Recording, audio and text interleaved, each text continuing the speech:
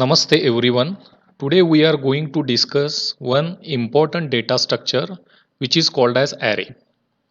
Now say if I want to write down a program to calculate average marks obtained by you, then what may be the logic of that particular program? The one method of writing a program is like this. We are taking 6 variables s1, s2, s3, s4, s5, s6 which is of int type. We are using these variables for storing integer type of values, that is marks for 6 different subjects.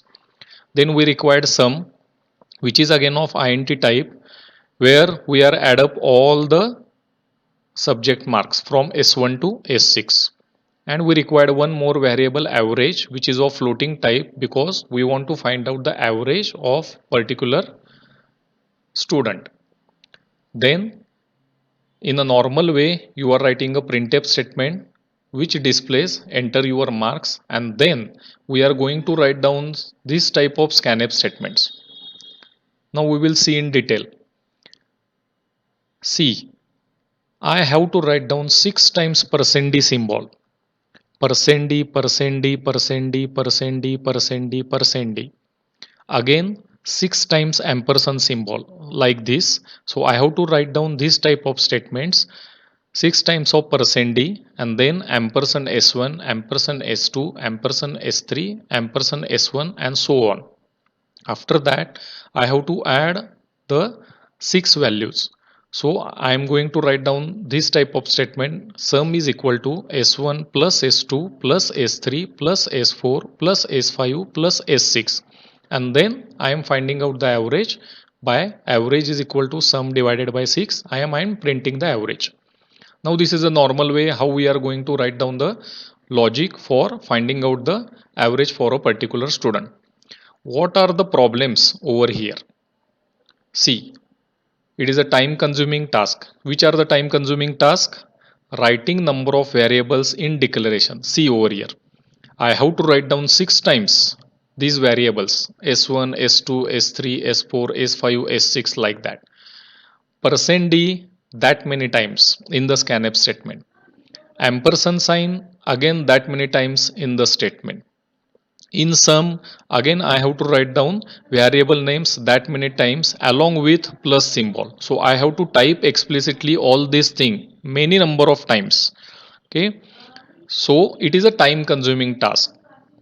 Can you imagine if I ask you to write down the program for finding out the average for 100 variables? Your expression may be like this. Definitely. What is the solution of for this? Okay, because every time we have to write down all these things. What may be the solution? Solution is use array. Instead of using separate variables, we can use the array. Why? Because can you observe one thing in this? All the 6 variables are of the same type. What is that? All the 6 variables are of the. So what is array? Array is nothing but the collection of elements where all the elements are of the same type. It is a large block of memory divided into blocks where each block contains or stores some value. The simplest form of array is a one-dimensional array. I will explain all this one by one in the upcoming slides. But what is array? In a simplest word, array is a nothing but collection of elements. But what is the condition? All the elements should be of the same type. So that's why I'm saying that we can use the array, because see here s1, s2, s3, s4, s5, s6 all the elements are of the same type, that is the integer. So we can use the array for storing the marks. Now see, this is one example how you can store the array. So this 10, 25, minus 56, 512, 5, 72, 100 all are the integer type of numbers. So we can use array for storing these numbers. See, I am showing you the 3 examples of arrays here. Okay, because arrays can be of integer numbers, Array can be of floating type of numbers. Array can be of characters also. Only one condition, the array is nothing but the collection of elements where all the elements are of the same type. So can you tell me which are the valid arrays over here? See, all the elements are of integer type, all the elements are of character type, and here see, some are integers, some are floating type of numbers, and some are characters. So which are the valid arrays over here? The first one is valid, second one is valid, last one is not valid. What is the reason? Array is the collection but all the element of the same type. So in the first array all the elements are of integer type, in the second array all the elements are of character type, but in the third one some are integer, some are float, and some are characters. So it is not a valid array. Now declaration of the array. How you can declare the array? The syntax is data type space name of the array, and in square brackets you have to specify the number of elements. As I already told you, the data type may be integer, may be float, or may be character. Okay, so the syntax is data type name of the array, and in square brackets you have to specify the number of elements. For example, array of integers, I am taking the array of integers and I am writing in my program int a of 7. Now what happens? The array of 7 element is get created in the behind the scene. How many bytes are allocated? Now, as we have already studied in one of the lecture, that based on your compiler and based on your operating system, in some operating system integer takes 2 bytes to store a value, in some operating system integer take 4 bytes, okay, in some operating system float take 4 bytes or float take 8 bytes. So it depends on the operating system. Here we will assume that whatever operating system we are using, for example, it consumes 2 bytes for one integer number. So if I want 7 integer number, so how many bytes are allocated by the compiler? 14 continuous bytes are allocated. Okay, so 14 continuous bytes are allocated behind the scene for this particular array of 7 numbers. So in bracket what you can specify? You can specify in this way also 5 plus 5. You can specify 5 multiplied by 3 which gives you 15. Okay. So the array length can be any positive integer constant expression. Means whatever you are written over here, it should give you one integer constant. Finally, then and then only compiler will allocate that many particular bytes to your array. Now how you can access the elements of the array? Again the syntax is you have to specify the name of the array and you have to specify the index, which number you want. Now very important one thing associated with array is array always starts from 0.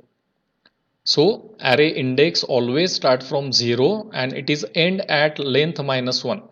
Okay. For example, I am taken the array of integer for 7 elements. Then for example, these are the numbers I am storing 5, 11, 65, 32, minus 7, 93, 10. And see, these are the indexes. Array index always start from 0, then 1, 2 and so on. Okay, so array index always start from 0 and end at n length minus 1. So then since there are 7 elements, what is the index of the last element? It is 6. Okay, so if I want to access first element, I have to write down a of 0. So in square bracket I have to write down 0, so I will get 5. The second element is at index number 1. The third element is at index number 2 and so on like this. Okay, so the last element whatever 10 you are getting at index number 6 because array starts from 0. Now how we can initialize the one dimensional array? For example, I want to give before writing a program, okay, I want to give some values to the array.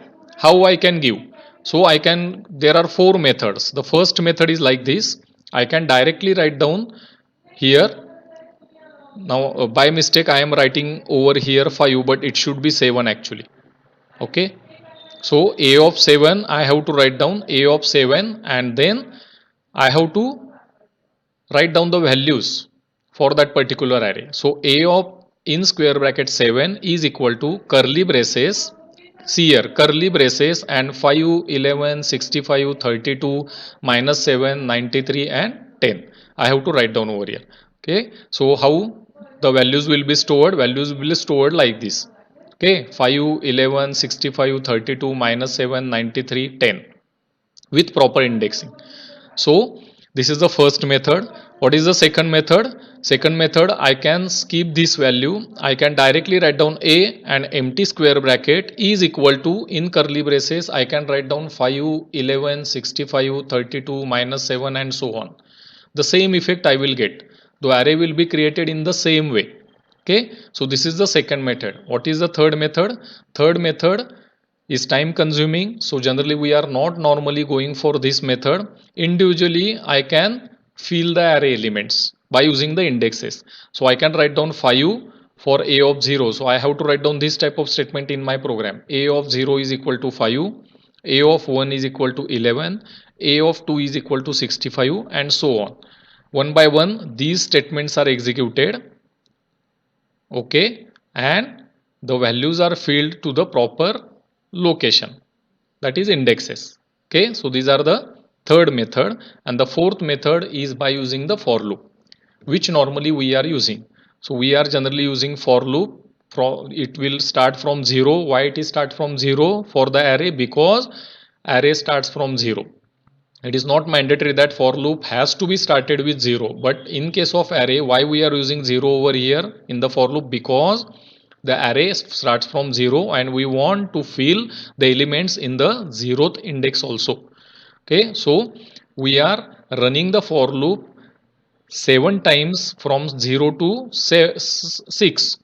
Okay, less than 7. See here, less than 7. So we are running the for loop from 0 to 6. Okay, so that we can going to access all the indexes right from 0 to 6. So I am using this for loop. For I is equal to 0, I is less than 7, I plus plus, and scanf statement only one time %d, only one time ampersand sign, and a of in bracket I. See, first time I is 0. It checks first whether 0 is less than 7. Yes, this condition is true. This condition is true. This scanf statement is executed. Because I is 0, the statement is like this, ampersand a of 0. So whatever value I am giving, that value is automatically stored in the 0th index. That is 5 is automatically stored in the 0th index. Then after execution of this statement, my I is incremented by 1. Okay, so it becomes 1 after 0. And now what happens? Again it is check whether 1 is less than 7. Yes, 1 is less than 7. So again this statement is executed second time, and I will get right now ampersand a of 1. And see here, automatically indexes get changed from 0 to 1, because right now I is 1. The recent value of I is 1. So what happens? Whatever value now I am typing, that is stored in the first index as a second element now. Clear? Third time when this statement is executed, again it becomes I plus plus, means I becomes 2. Whether 2 is less than 7? Yes, yes. Again this scanf statement is executed, and this time I will get ampersand a of 2. Now which is this position? This one. So whatever now I am typing from the keyboard, that is 65, it is automatic stored at the second index, that is 65. And in this way this for loop is executed 7 times, and one by one we are accessing the particular index positions.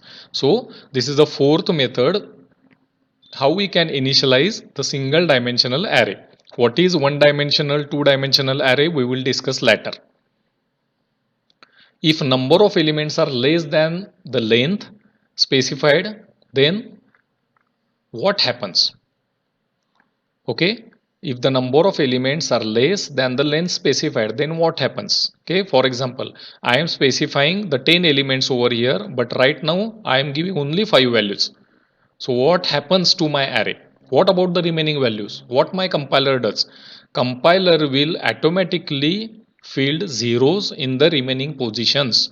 And what is the result of this particular statement? After the execution of this statement, I will get the array in this way. See, the first 5 values are stored sequentially in the first 5 positions of the array, and remaining 5 positions are filled with 0. This is the result of this particular statement after the execution. So this is, I can say that, what is array, why we are using that, it saves time. See, in the program whatever we have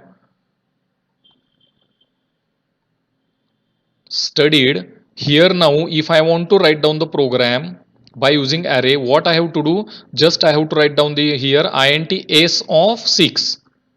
This much is saved. Just I have to write down over here s of 6.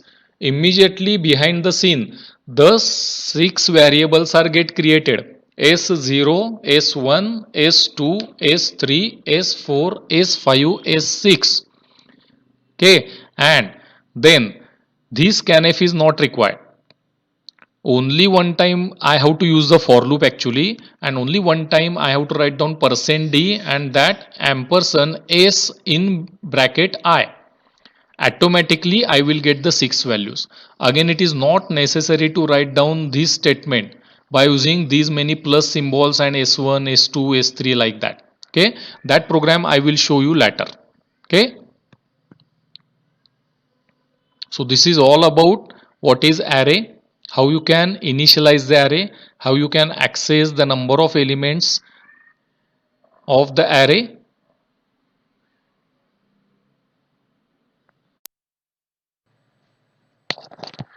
See, we will see again the comparison between the two programs. This is a first program we have already written. See what are the statements over here one by one. Scanf statements 6 times %d, ampersand symbol 6 times, again plus symbols 5 times. Again I have to write down this, so it is a tedious job. And this is now, if I am using the array, just see the modifications. Instead of this declaration, I can simply use this declaration s of 6. I am declaring the 6 integer type of elements. Okay, then see here for loop, this portion. Okay, with this portion I can do, just I required over here, so I have forgotten actually, I required over here just curly braces from this to this. Again this will solve my purpose. Okay, so this here, what type of statements I am writing?